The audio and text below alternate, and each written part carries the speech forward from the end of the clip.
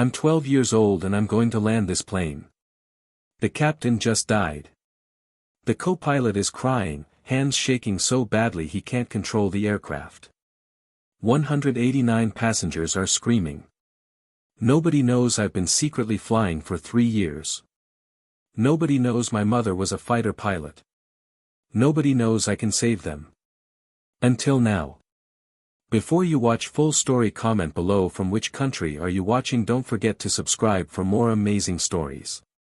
Emma Mitchell was 12 years old, and she had learned to be invisible. She sat in seat 19C of United Flight 804, her small body practically drowning in an oversized navy blue hoodie that had once belonged to her mother. The sleeves hung past her fingertips. Her worn-out sneakers, 2 sizes too big because her grandfather said she'd grow into them, dangled above the floor, not quite reaching it even when she stretched her toes. Long brown hair, the same shade as her mother's, fell in a messy ponytail across one shoulder. Dark circles under her eyes made her look older than 12, or maybe just tired. So very tired. Around her neck, hidden beneath the hoodie, hung 2 silver dog tags on a thin chain. Her fingers kept creeping up to touch them through the fabric. A nervous habit she couldn't break, wouldn't break, didn't want to break. The metal was warm from her skin. She could feel the raised letters without looking. Could recite them from memory because she'd read them 1,000 times. Mitchell, Rebecca J., CPT, USN call sign, Valkyrie. The flight attendant, a kind woman named Janet with silver hair and smile lines around her eyes, had checked on Emma 3 times already since they'd taken off from Chicago. You doing okay, sweetheart? Need anything? Water? Snack? Want me to check if they have any magazines for kids? Emma shook her head each time, offering a small, polite smile that didn't reach her eyes. I'm fine, thank you. She hated being treated like a helpless child just because she was flying alone. The paperwork clipped to her ticket said, "Unaccompanied minor," in bold red letters, which made her sound lost and pathetic and alone. Which, if she was being completely honest with herself, she kind of was. 3 years ago, everything changed. 3 years ago, her mother died. Captain Rebecca Valkyrie Mitchell. United States Navy fighter pilot. F/A-18 Super Hornet. Shot down during a combat mission over hostile territory. The details were classified, but the result was final: her mother wasn't coming home. They never recovered her body. Just sent back her helmet with a crack across the visor, her torn flight suit with bloodstains the military tried to clean, and a folded American flag that now sat in a glass case in her grandfather's living room. Emma's father had left when she was 6 years old. He'd walked out one Tuesday morning after another fight about her mother's deployments, her mother's dangerous job, her mother's refusal to quit flying and be a normal wife and mother. I can't do this anymore, Rebecca, he'd said, bags already packed. I can't sit at home wondering if today's the day you don't come back. I can't raise a daughter alone while you're halfway around the world playing hero. Her mother had stood there in her flight suit, jaw tight, eyes dry. Then go. Emma and I will be fine without you. He'd left without hugging Emma goodbye. Her mother had been right, they were fine without him. Better than fine. Those were some of Emma's happiest memories, just her and Mom, making pancakes for dinner, watching old movies, learning about airplanes and weather patterns and why the sky was blue. But then her mother deployed one last time. And didn't come back. So at 9 years old, Emma had been packed up and sent to Seattle to live with her grandfather, retired Air Force Colonel James Mitchell, 71 years old, living alone in a small house near a private airstrip. 2 broken people, shattered by the same loss, trying to figure out how to keep living. Most kids would have fallen apart. Would have needed therapy, medication, special schools for traumatized children. Emma did something completely different. 2 weeks after the funeral, after the military honors and the 21-gun salute and the bagpipes playing Amazing Grace, Emma found her grandfather sitting alone in his garage, crying. Actually crying. This tough old military man with medals from 3 wars and scars from a dozen crashes, weeping like a child. He was surrounded by old flight manuals, yellowed with age. Black and white photos of jets from the 1970s. Her mother's training logbooks from when she was a teenager, learning to fly in this very garage with this very man. Emma stood in the doorway for a long moment, watching him. Then she walked over, sat down on the cold concrete floor beside him, and said 5 words that changed everything. "Grandpa. Teach me to fly." He looked at her like she'd spoken in a foreign language. His eyes were red and swollen. "Emma, sweetheart, you're 9 years old. Mom started learning when she was 10. You taught her. Right here in this garage. With these same manuals. Your mother was special. Fearless. Born to fly. You don't have to follow in her footsteps. I'm not doing this because I have to." Emma's voice was small but steady as steel. "I'm doing this because she wanted me to." Her grandfather frowned, confused. "What do you mean?" Emma reached under her shirt and pulled out her mother's dog tags. "The night before her last deployment, Mom came into my room. Really late. I was supposed to be asleep but I wasn't. She sat on my bed and she told me something." "What did she tell you?" "She said, Emma, if something happens to me, and I need you to listen carefully, if something happens and I don't come home, I don't want you to be sad forever. Be sad for a little while, because that's okay, but then I want you to be strong. Be brave. Learn to fly so you can see the world the way I saw it. From above. Where everything makes sense. Where you're free." Tears were streaming down Emma's face now, but her voice didn't shake. "She made me promise, Grandpa. Made me promise I'd learn to fly. So I'm asking you, teach me. Please." Colonel James Mitchell stared at his granddaughter, this small, grieving child who looked so heartbreakingly similar to his daughter it physically hurt to look at her sometimes, and made a decision that violated every rule, every regulation, every shred of common sense and legal guidance. He took a deep breath and nodded. "Okay. But if we do this, we do it right. No shortcuts. No quitting when it gets hard. If I'm going to teach you to fly, you're going to learn everything. Theory. Mechanics. Weather. Navigation. Emergency procedures. Radio communication. Flight planning. All of it. Understand?" Emma's eyes went wide. Then she nodded so hard her ponytail bounced. "I understand. This stays secret. You tell nobody. Not your friends at school, not your teachers, nobody.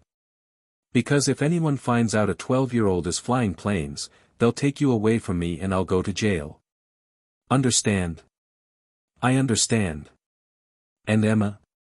Her grandfather's voice softened. "Your mother would be so damn proud of you." For the next 3 years, Emma Mitchell lived 2 completely separate lives. At school, she was the quiet girl who sat alone at lunch, reading books about clouds and aircraft instead of talking to other kids. The girl who seemed too serious, too sad, too old for her age.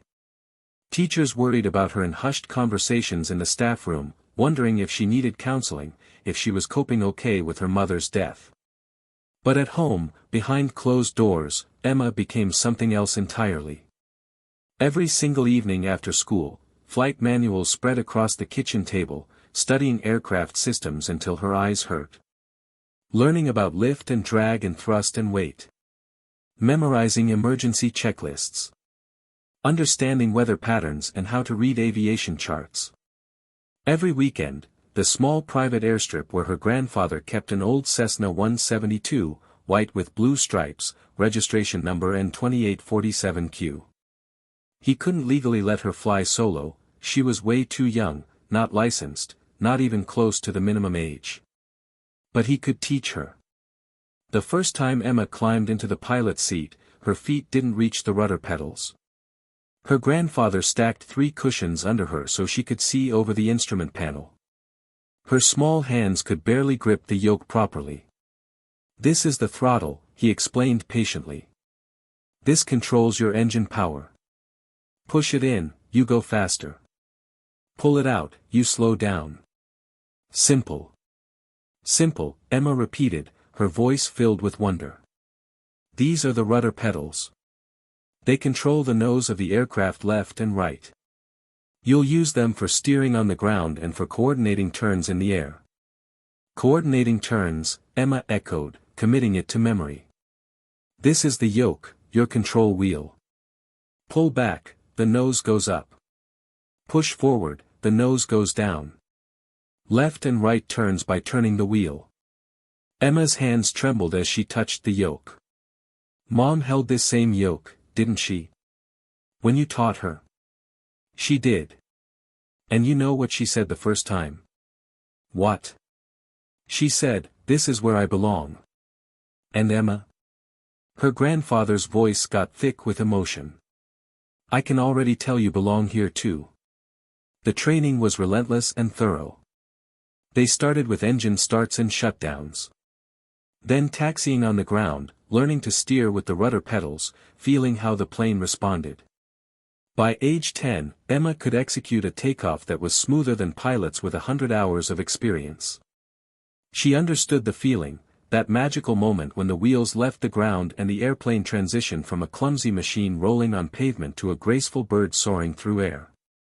By age 11, she'd practiced emergency procedures so many times they were burned into her muscle memory. Engine failures. Electrical system malfunctions. Loss of radio communication. Unexpected weather.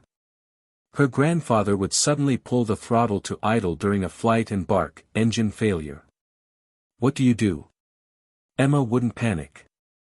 "Establish best glide speed. Pick a landing spot. Run the restart checklist. If no restart, prepare for emergency landing." "Good. Now do it." And she would, hands steady, mind clear, talking herself through each step just like he'd taught her. By age 12, Emma had secretly logged over 200 hours of flight time. 200 hours of taking off, flying, and landing. 200 hours of learning to read the sky, to feel the wind, to understand the airplane as an extension of her own body. Her call sign, Legacy, came after a particularly difficult landing. Strong crosswinds. Gusting to 30 knots. Her grandfather had suggested they postpone, but Emma insisted on trying. "Mom flew in combat," Emma had said firmly. "She dealt with surface-to-air missiles and enemy fighters. I can handle some wind." The landing was rough. The plane bounced twice before settling on the runway. But Emma maintained control, didn't panic, brought it to a safe stop. Her grandfather climbed out of the instructor's seat and just looked at her for a long moment. "What?" Emma asked nervously. "Was it that bad?" "No," he said slowly. "It was good. Really good. You know what your mother's call sign was?" "Valkyrie." "Do you know what a Valkyrie is?" "In Norse mythology."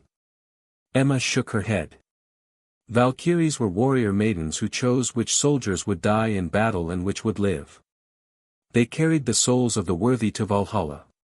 Your mother got that call sign because she saved so many people, her wingmen, soldiers on the ground, civilians caught in crossfire. She decided who lived. He put his hand on Emma's shoulder. "You're her daughter. You carry her bloodline, her skills, her courage. You're her legacy. That's your call sign now, Legacy." Emma touched her mother's dog tags, hanging around her neck. "Will I ever be as good as she was?" Her grandfather smiled sadly. "Emma, you're 12 years old and you just landed a plane in 30-knot crosswinds without my help. You're already better than most pilots twice your age. You already are as good as she was. You just don't know it yet." But Emma never told anyone outside her grandfather about any of this. Not her classmates at school, who wouldn't have believed her anyway. Not her teachers, who already thought she was strange and troubled. Not her aunt in Chicago, who she visited occasionally and who thought Emma was just a quiet, bookish kid. Nobody. Because if anyone found out that a 12-year-old girl was illegally flying aircraft, her grandfather would lose his pilot's license. He might face criminal charges, contributing to the delinquency of a minor, reckless endangerment, dozens of federal aviation violations. And Emma would be taken away, put into foster care, separated from the only family she had left. So she stayed invisible. Kept her head down. Lived her double life in complete secret. Flew with her grandfather on weekends, then pretended to be just a normal kid the rest of the time. This trip to Seattle was supposed to be simple and routine. Emma had spent a week visiting her aunt in Chicago. Her grandfather couldn't travel with her, he'd been sick recently, though he refused to talk about it, insisting it was just a cold or nothing serious. She'd flown this route alone 4 times before. The routine was familiar and boring: check in as an unaccompanied minor, board early, read a book during the flight, land in Seattle, get picked up by Grandpa. Easy. Safe. Unremarkable. Except today, 90 minutes into the flight, everything went catastrophically wrong in ways Emma never could have imagined. Captain Richard Hayes was 54 years old and having what he thought was going to be one of his easiest days ever. He'd been flying commercial jets for 28 years. Started with small regional carriers right out of the Air Force, worked his way up to major airlines, accumulated over 15,000 flight hours. This Chicago to Seattle route was so familiar he could practically fly it in his sleep. He'd flown it at least 300 times. Knew every waypoint, every altitude change, every radio frequency like the back of his hand. The weather was perfect. Clear blue skies. Visibility unlimited.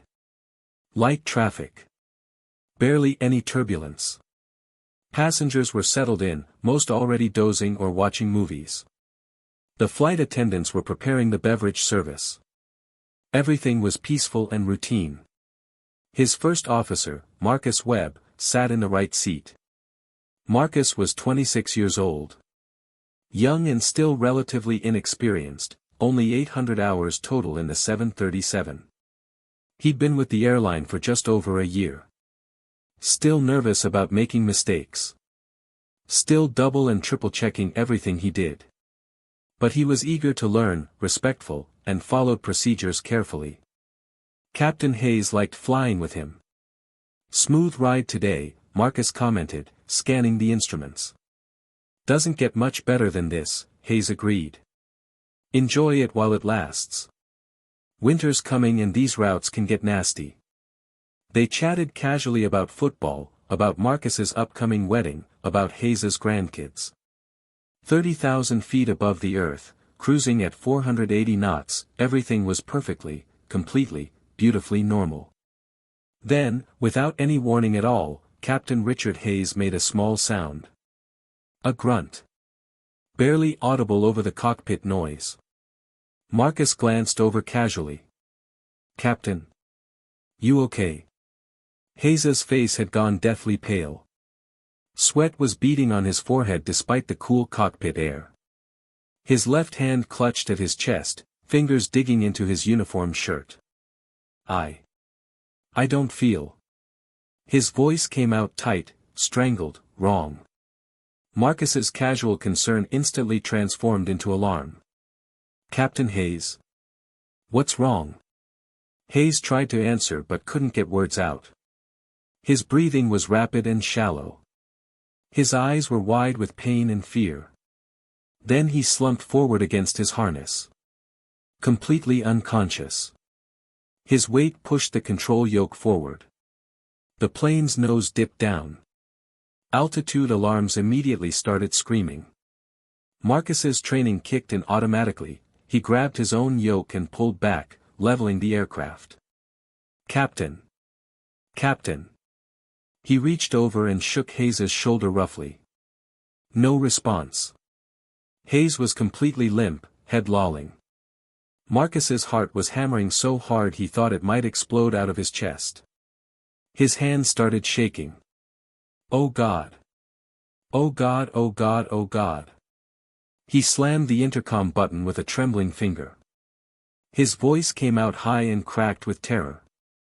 Flight attendant to the cockpit immediately. Medical emergency. Now. Janet, the senior flight attendant, was at the cockpit door in seconds. The panic in Marcus's voice had sent her running. She burst through the door and immediately saw Captain Hayes slumped unconscious. Her face went white. Oh my God! Check if he's breathing. Marcus shouted, desperately trying to maintain control of the aircraft while monitoring instruments with shaking hands. Janet quickly checked for a pulse at Hayes's neck. Put her ear near his mouth and nose. Her expression went from worried to terrified. He's not breathing. No pulse. I think it's his heart, we need to start CPR right now. Another flight attendant rushed in to help. Together, they struggled to release Hayes from his harness and pull him out of his seat. The cockpit was cramped and awkward.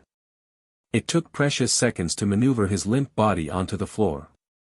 Janet immediately began chest compressions, counting under her breath. 1, 2, 3, 4.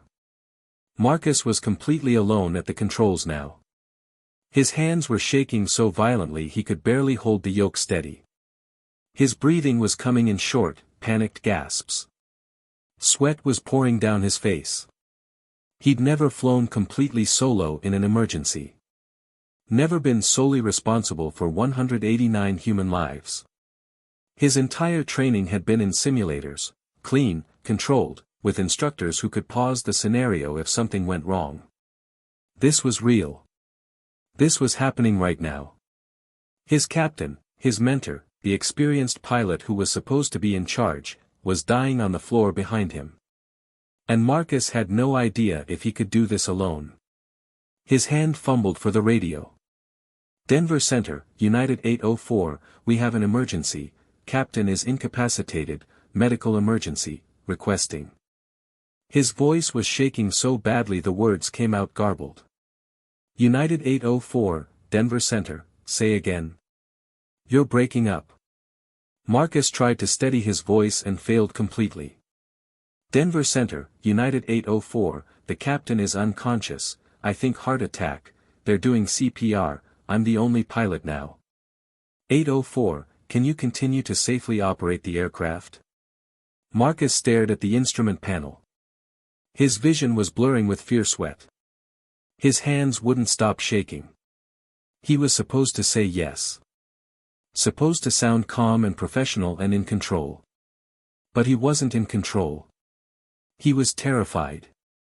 I can fly but I've never.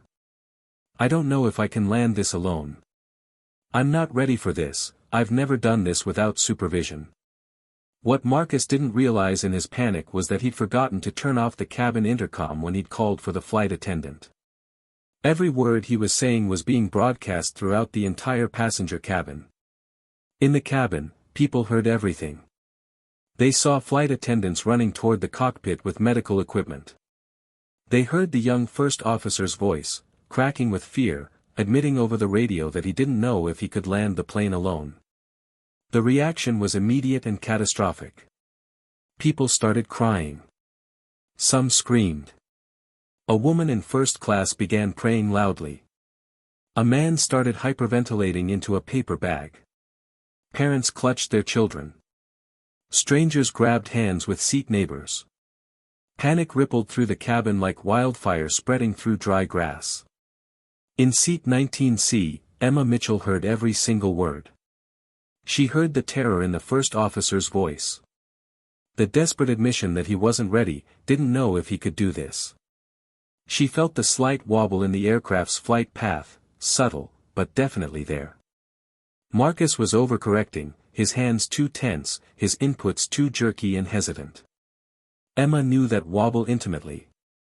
She'd felt it herself when she was first learning, when she was scared and uncertain. That was the wobble of someone flying scared instead of flying confident. That was the wobble of a pilot about to lose control. Her heart was pounding. Her small hands gripped her mother's dog tags so tightly the metal edges cut into her palms. This isn't your problem. You're just a kid. You're 12 years old. You can't help. Stay in your seat. Let the adults handle it. But Emma knew aircraft emergencies better than most adults. She'd trained for them relentlessly.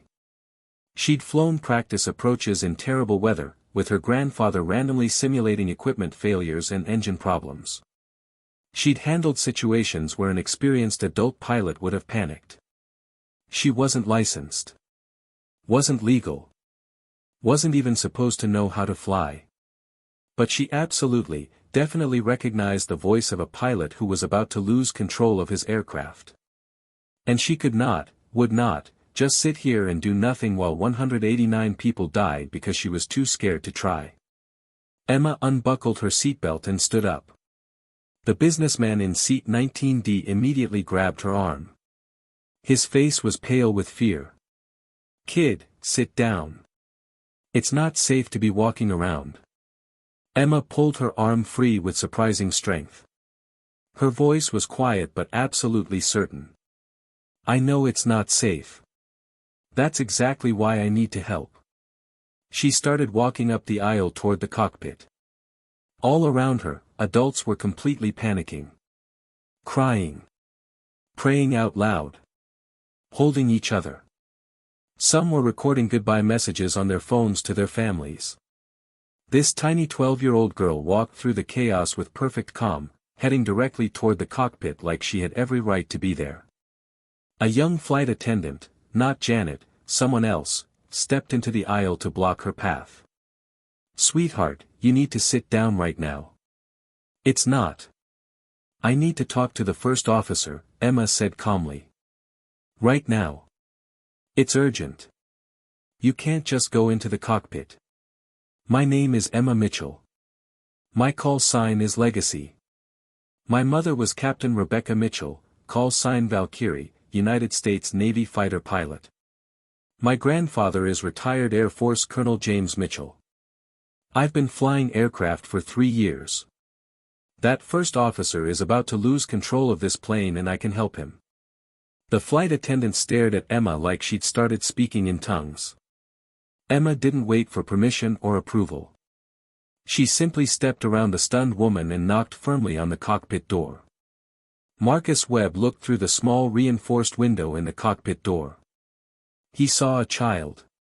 A little girl wearing an oversized hoodie. She looked about 12 years old. Confusion cut through his overwhelming panic. "What the hell?" He cracked the door open slightly. "What, you can't be up here, you need to sit down. Are you okay?" Emma asked. Simple. Direct. Her brown eyes were steady and calm. The question was so unexpected that Marcus actually answered honestly. "No." His voice cracked. "I'm not okay. The captain is dying on the floor and I don't know if I can land this plane alone and everyone's going to die, Anne." His voice broke completely. Emma stepped inside the cockpit and closed the door firmly behind her. She looked down at Captain Hayes on the floor. Janet was still doing compressions, sweat dripping down her face. Hayes's face had turned a horrible blue-gray color. Blood trickled from the corner of his mouth. Emma's expression didn't change. She didn't scream or faint or cry. She stayed perfectly calm and focused. "First Officer Webb," she said quietly, "my name is Emma Mitchell. I'm 12 years old. For the last 3 years, I've been flying aircraft under the instruction of my grandfather, retired Air Force Colonel James Mitchell. I've logged over 200 hours of flight time. I know aircraft systems, flight controls, navigation procedures, and emergency protocols. I'm not licensed and I'm not legal. But I absolutely know how to fly. And I can help you land this plane safely." Marcus stared at her like she'd just claimed to be an alien from Mars. You're 12. You're a child. How could you possibly?" I've logged 217 hours in a Cessna 172, Emma said calmly. I know how to read instruments. I know radio procedures. I know how to navigate using VOR and GPS. I've practiced engine-out landings, crosswind landings, short-field approaches, and emergency descents. I know exactly what I'm doing. You're 12 years old. And you're panicking, Emma said, not unkindly. She pointed at his hands on the yoke. Look. Your hands are shaking badly. You're overcorrecting your inputs. You're flying scared instead of confident. If you keep going like this, you're going to lose control. So please, let me sit in the observer seat and help you. You stay as pilot in command. I'll be your co-pilot. Together, we can do this. But you can't do it alone. Not like this. Every rational part of Marcus's brain was screaming that this was completely insane. But his terrified, desperate brain saw someone who seemed calm. Someone who seemed confident. Someone who was offering help when he had absolutely none. Janet looked up from CPR. Her arms were exhausted. Marcus, I'm sorry, he's gone. There's no pulse. We've lost him. She sat back, breathing hard, tears in her eyes. Marcus felt like the floor had dropped out from under him. No, no, no, no. Marcus. Emma's voice cut through his spiraling panic. Look at me. He looked at her. This small child with brown eyes that seemed way too old and steady for her age. The captain is dead, Emma said gently. That's terrible and sad and we'll grieve for him later. But right now, you have 189 people depending on you to land this aircraft. You can either fall apart and kill everyone, or you can accept my help and save everyone. Your choice. Decide right now. Marcus made an impossible choice. Sit down. Observer seat behind me. Don't touch any controls unless I specifically tell you to. Emma quickly climbed into the jump seat, buckling the harness. She was so small her feet dangled well above the floor. But her small hands moved with practiced, confident precision as she scanned the instrument panel. First thing, Emma said calmly, slow your breathing down. You're hyperventilating. That's making everything worse. Breathe in slowly through your nose. Hold for 3 seconds. Out slowly through your mouth. Do it with me. Marcus tried. In. Hold. Out. His breathing started to steady slightly. Good. Now look at your instruments. What do you see? Altitude 30,000 feet, airspeed 480 knots, heading 270. Exactly. And what does that tell you? That I'm flying straight and level. Yes. The aircraft is stable. You're on course. Everything is normal except your confidence. So let's build that back up, step by step. Emma reached forward with her small hand and keyed the radio microphone. When she spoke, her voice was clear, professional, and utterly calm. Denver Center, United 804. This is Call Sign Legacy speaking. I am providing co-pilot assistance to First Officer Webb during this emergency. Requesting immediate priority landing at nearest suitable airport with full emergency services standing by for medical emergency involving the captain. There was a long silence on the radio. Then, United 804. Who is this? Please identify yourself properly. Denver Center, this is Emma Mitchell, call sign Legacy. I am the daughter of Captain Rebecca Mitchell, call sign Valkyrie, United States Navy, deceased. I am a trained pilot providing co-pilot support to First Officer Webb during this emergency situation. Another silence. Even longer this time. Then a completely different voice came through the radio. Older. Gruff. Unmistakably military. Legacy, this is Denver Center Supervisor. Did you just say Rebecca Mitchell? Valkyrie? Affirmative, sir. She was my mother. A pause. When the voice came back, it was thick with emotion. Legacy, this is Colonel Davis, United States Air Force, retired. I'm working ATC now. I flew with your mother during joint operations 15 years ago in the Middle East. She saved my entire squadron from an ambush. Shot down 3 enemy aircraft to protect us. She was the finest pilot I ever knew. Emma's voice stayed steady, but her free hand gripped her mother's dog tags tightly. Thank you, sir. She spoke highly of her Air Force colleagues. If you're even half the pilot your mother was, that first officer is in the best possible hands. What do you need from us, Legacy? Sir, I need vectors to the closest suitable airport with emergency services. Current weather conditions. Runway length and orientation. Approach instructions. First Officer Webb will maintain control of all aircraft systems. I'm providing guidance and support only. Copy that, Legacy. Stand by. There was a brief pause. Emma could hear Colonel Davis barking orders in the background to other controllers. Legacy, nearest suitable airport is Colorado Springs, bearing 135 degrees, 40 miles southeast of your current position. Runway 17R, 13,500 feet long, ILS approach available. Current weather, clear skies, visibility 10 miles, winds light and variable at 5 knots. We are clearing all traffic in your area. You have absolute priority. Emergency services are being notified now. Thank you, Colonel Davis. First Officer Webb will begin descent shortly. Legacy. Colonel Davis's voice softened. Your mother would be so damn proud of you right now. Emma's eyes filled with tears, but her voice didn't waver. I hope so, sir. Marcus was staring at Emma with an expression of complete disbelief.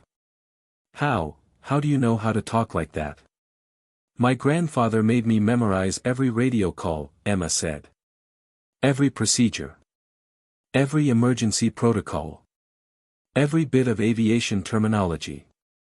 He said if I was going to fly, I'd do it absolutely right or not at all. No shortcuts. No exceptions. She turned to look at Marcus directly. Now. Let's get this plane on the ground safely. Ready? Marcus swallowed hard and nodded. Okay. First step, reduce your throttle to 70%. Nice and slow. Don't jerk it. Marcus's shaking hand moved the throttle back. The engine noise reduced. Good. Now I want you to start descending. Target rate is 1500 feet per minute. Watch your vertical speed indicator. 1500 feet per minute, Marcus repeated, pushing the yoke forward slightly. The altimeter started unwinding. Perfect. Now configure your flaps to 5 degrees. Marcus reached for the flap lever. Wait, Emma said. What's your airspeed? Marcus glanced at the indicator. 470 knots. And what's the maximum flap speed? Marcus's mind went blank with panic. I don't remember. 250 knots, Emma said calmly. So what do you need to do first? Slow down. Exactly. Reduce throttle more. Get your speed below 250 before extending flaps. Right. Sorry. I knew that, You're doing fine, Marcus. Your brain is just working too fast because you're scared. So slow down. Think before you act. We have time. For the next 30 minutes, Emma talked Marcus through every single step of the descent. She never touched the controls. Never took over. That would have been dangerous. She was too small to properly reach everything, and legally Marcus had to remain pilot in command. But she was the calm, confident voice he desperately needed. Marcus, call out your altitude every 1,000 feet. It'll keep you focused. 29,000. Good. How's your rate of descent? 1,500 feet per minute. Perfect. Maintain that. You're doing great. 28,000. Check your airspeed. 300 knots. You're descending faster now, so your airspeed is increasing. That's normal. But watch it carefully. 27,000. Emma monitored every instrument from her jump seat. Cross-checked navigation against the GPS, confirmed approach clearances with ATC. She was doing everything a real co-pilot would do. Except she was 12 years old, with feet that dangled above the floor. Behind them, Janet had covered Captain Hayes's body with a blanket. She sat on the floor, exhausted and grieving, but staying out of the way. As they descended through 10,000 feet, a new voice crackled over the radio. Sharp. Professional. Unmistakably military. United 804, this is Viper Lead. F-16 Fighting Falcon out of Peterson Air Force Base. We are your escort. We will be visual with your aircraft in approximately 90 seconds. Emma keyed the mic immediately. Viper Lead, this is Legacy. Thank you for the escort. Please confirm you have our current position and altitude. Legacy, we have you on radar. Descending through 9,000 feet, 40 miles north of Colorado Springs. We'll take up positions on your left and right wing. A pause. Then. Legacy, wait. Are you the Legacy? Valkyrie's daughter? Emma's voice stayed professional, but Marcus could hear the emotion underneath. Affirmative, Viper Lead. That's correct. Another pause. When the F-16 pilot spoke again, his voice had changed completely. Respectful. Almost reverent. Ma'am, I mean, Legacy, your mother personally trained half the fighter pilots in my squadron. She was an absolute legend in Navy and Air Force aviation circles. It is a genuine honor to provide escort for you. Tears were running down Emma's cheeks now, but her voice remained steady. Viper Lead, my mother would tell you to stop talking and focus on your job. Now please take up your escort positions and ensure we have clear airspace for approach. A moment of surprised silence. Then a low chuckle. Yes, ma'am. You sound exactly like her. Viper Flight, take up escort positions. 30 seconds later, two sleek F-16 fighters appeared outside the cockpit windows. Powerful, deadly machines flanking the big commercial airliner like protective guardian angels. Marcus saw them and felt some of his overwhelming fear finally start to ease. They're here for you. They're here for all of us, Emma corrected gently. Those pilots have families waiting for them too. They understand what's at stake. Now focus. We're 15 miles from the airport. Time to configure for landing approach. Emma walked Marcus through each step with patient, perfect precision.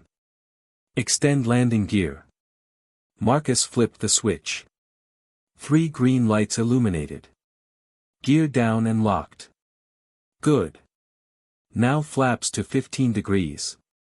The aircraft shuddered slightly as the flaps extended. Flaps 15. Check your airspeed. 200 knots. Perfect.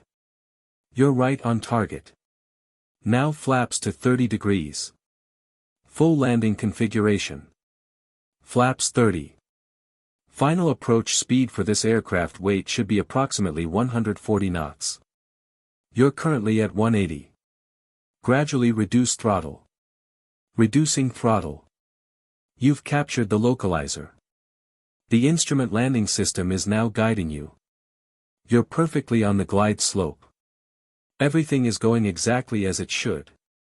At 500 feet above the ground, Marcus's hand started shaking violently again. Emma, what if I mess this up? What if I land too hard and the gear collapses? What if I bounce and lose control? What if? Marcus. Emma's voice cut through his spiral of panic. Look at me. He glanced back. This tiny child was looking at him with absolute confidence. You are not going to mess this up. You know why? Why? Because you're not alone. I'm right here with you. My mom's spirit is watching over both of us. Captain Hayes believed in you, that's why you're sitting in that seat. Your training was excellent. You know how to do this. You just need to trust yourself. But. No buts. We're going to land this plane safely. Together. Now turn around and focus on the runway. I'll call out altitudes. You fly. At 100 feet, Emma started calling out. 50 feet above runway, 40, 30, start your flare now, gentle back pressure on the yoke, 20 feet, 10 feet, hold it steady, hold it. The main wheels kissed the runway. Firm, but safe. The plane bounced slightly, once, then settled. Marcus deployed the thrust reversers. The engines roared. He applied the brakes firmly but smoothly. The massive aircraft slowed from 140 knots, to 100. To 60. To 40. To 20. Marcus guided it onto a taxiway and brought it to a complete stop. Then he started crying. Full, body-shaking sobs. We did it, oh my God, we did it, we're alive, everyone's alive. Emma unbuckled her harness with shaking hands. The adrenaline was wearing off now and she suddenly felt exhausted. You did it, Marcus, she said softly. You flew the entire approach. You made the landing. I just helped you remember that you could. When the emergency doors opened and the slides deployed, passengers flooded out onto the tarmac. Crying. Hugging complete strangers. Kissing the ground. Thanking God and Marcus and the flight attendants. Emergency vehicles surrounded the aircraft, fire trucks, ambulances, police cars, all with lights flashing. Paramedics rushed onto the plane and confirmed what everyone already knew, Captain Hayes was dead. But 189 other people were completely safe. The passengers quickly learned what had happened. Word spread fast about the 12-year-old girl who had helped the terrified first officer land the plane. She's just a kid. She saved all of us. Her mother was some kind of war hero. News crews were already setting up. Someone had called the media. The story was about to explode. But Emma didn't want interviews or attention. She didn't want to be on television or in newspapers. She just wanted her grandfather. Colonel James Mitchell arrived at Colorado Springs Airport 2 hours later. He came in a wheelchair, pushed by a nurse. He was much sicker than he'd admitted to Emma. Stage 4 pancreatic cancer. The doctors had given him 6 months maximum. He'd been hiding it from her, not wanting her to worry. When he saw Emma sitting in an airport office, wrapped in a blanket, drinking hot chocolate, his weathered face crumpled and tears streamed down his cheeks. Grandpa. Emma ran to him, nearly knocking the wheelchair over as she threw herself into his lap. You did it, Legacy, he whispered, holding her tight. You saved them. All of them. I broke every rule, Emma sobbed. They're going to arrest you for teaching me. They're going to take me away. I'm so sorry. Stop. His voice was fierce despite his frail body. Don't you dare apologize. What you did today, Emma, your mother would be so incredibly proud. I am so proud. You saved 189 lives. You're a hero. He held her while she finally let herself cry. Let herself be just a scared 12-year-old girl instead of a pilot. The FAA launched a full investigation within 24 hours. Technically, Emma had violated dozens of federal aviation regulations. Operating an aircraft without a license or medical certificate. Acting as a required flight crew member without proper certification. Her age alone made everything completely illegal. Technically, Colonel Mitchell should face serious criminal charges. Contributing to the delinquency of a minor. Reckless endangerment. Allowing an unlicensed person to operate aircraft. Multiple counts of violating FAA regulations. The preliminary hearing was intense and formal. But then something unexpected happened. Colonel Davis, the ATC supervisor who had worked with Emma's mother, submitted a 20-page written testimony and insisted on appearing in person. That child saved 189 human lives using skills taught by a man who loves her, he said firmly, standing before the FAA review board. She didn't fly that plane, First Officer Webb did.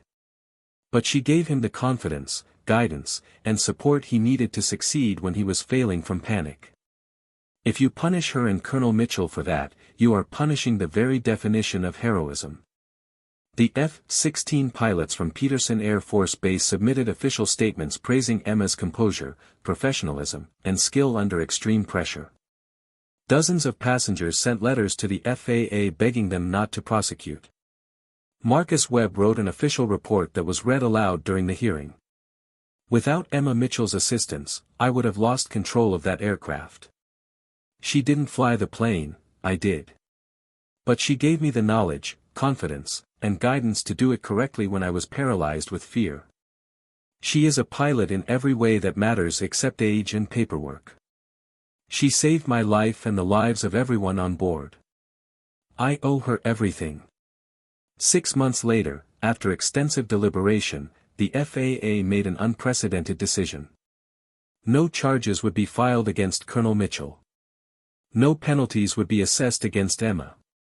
Instead, she would receive a special commendation, not a pilot's license, since she was still far too young for that, but an official recognition. For extraordinary skill, knowledge, and courage displayed under emergency conditions. Emma Mitchell's actions on United Flight 804 exemplify the highest ideals of aviation. Her grandfather lived long enough to see her honored at a special ceremony. 3 weeks after that ceremony, Colonel James Mitchell died peacefully in his sleep. His final words, whispered to Emma as she held his hand in the hospital, "Tell Legacy she's ready now. Tell her it's time to fly high and make her mother proud." At his funeral, Emma stood in her best dress, holding the folded flag from his military service, and made a promise to his memory and to her mother's memory. She would become a Navy pilot. Just like her mother. She would earn her wings the right way. The legal way. And she would make them both proud. Emma Mitchell stood outside the Navy recruiter's office in Seattle. She was 17 now. 5'6". Stronger, older, with her mother's same determined jawline. Her long brown hair was pulled back in a regulation-perfect ponytail. She still wore her mother's dog tags. Every single day. Never took them off. She'd spent the 5 years since the emergency landing preparing for this moment. Straight A student. Perfect SAT scores. Star athlete on the track team. Volunteer work. Everything she needed for a strong military application. And she'd continued flying legally now, earning her private pilot's license the day she turned 17, her instructor marveling at how she flew like someone with 1,000 hours instead of barely meeting minimums. The recruiter, a stern-looking Navy chief with gray hair and sharp eyes, reviewed her application carefully. "Says here you want to be a Navy pilot. Like your mother." "Yes, sir. You understand it's one of the most difficult, demanding programs in the entire military? The washout rate is over 60%. Most candidates don't make it." "I understand, sir. But I've been training for this my entire life." The recruiter pulled up her file on his computer. His eyes went wide.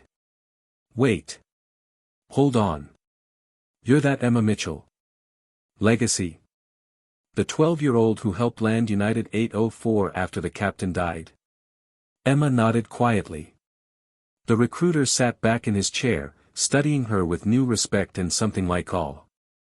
"Ma'am, with all due respect, you don't need to convince me of anything. You're already a legend in military aviation circles. Your mother was Valkyrie, one of the finest fighter pilots in naval history.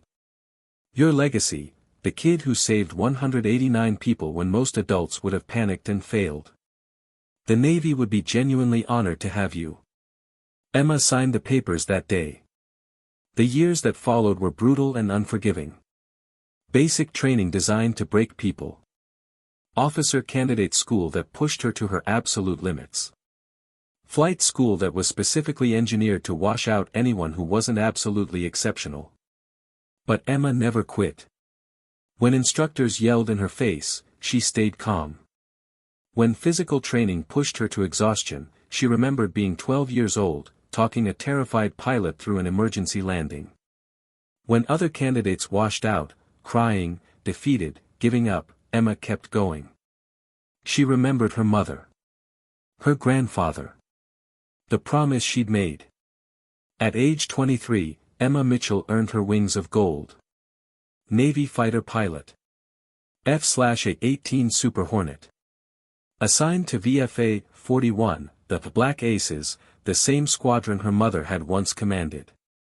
On her first day reporting to the squadron, the commanding officer, a woman in her 50s with iron gray hair and 3 rows of combat ribbons, looked at Emma's name tag. She paused. Looked closer. Mitchell. Legacy. You're Valkyrie's daughter. Yes, ma'am. The commander's stern expression softened just slightly. Your mother saved my life in combat. Yemen, 2019. 2 enemy fighters had me locked. I was dead. She came out of nowhere, shot down both bogies, took a missile hit herself but still managed to fly her damaged aircraft back to the carrier. I wouldn't be standing here without her. She paused, emotion flickering across her professional facade. I also heard about what you did when you were 12 years old. Saved 189 people when the captain had a heart attack. That true? Yes, ma'am. The commander smiled, a real, genuine smile. Then welcome home, Legacy. Your mother would be damn proud of you.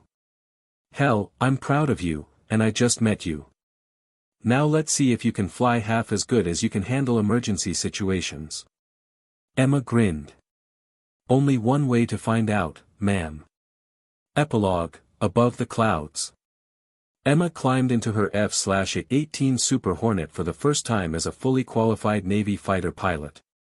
The cockpit smelled like jet fuel, electronics, and possibility. She went through her pre-flight checks with practiced precision. Systems green. Weapons safe.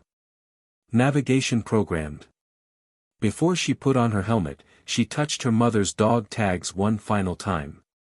They were warm from hanging against her chest all these years. I made it, Mom, she whispered to the memory of a woman she still missed every single day. I'm here. I'm a pilot. Just like you. The tower cleared her for takeoff. Emma advanced the throttles. The powerful engine screamed. The fighter accelerated down the runway, faster and faster, until the wheels left the earth. She climbed hard into the bright blue sky, pulling almost vertical, feeling the G-forces pressing her into the seat. Higher. Higher. Until she broke through the clouds into pure sunlight. And for one perfect moment, with the sun warming the canopy and the whole world spread out far below, Emma wasn't flying away from her past. She was flying directly into it. Honoring it. Living it. She was carrying the legacy of a mother who died too young and a grandfather who believed a grieving 9-year-old could become a pilot who saves lives. Some legacies are inherited through blood and genetics. Some are earned through pain, perseverance, and promises kept. Emma Mitchell's legacy was both. It started the day a 12-year-old girl walked into a cockpit and spoke 5 words that changed everything. Call sign legacy requests landing. And it continued every single day after, as she proved that age doesn't define ability. That grief can forge unbreakable strength. That sometimes the greatest legacies aren't passed down, they're taught by those who love us, one flight lesson at a time, until the student becomes the pilot, the child becomes the hero, and legacy becomes legend. Far below, on runways and in airports and living rooms across the country, people who'd been on United Flight 804 that day looked up at the sound of jets overhead. And they smiled. Because they knew. Legacy was flying. And she always would be.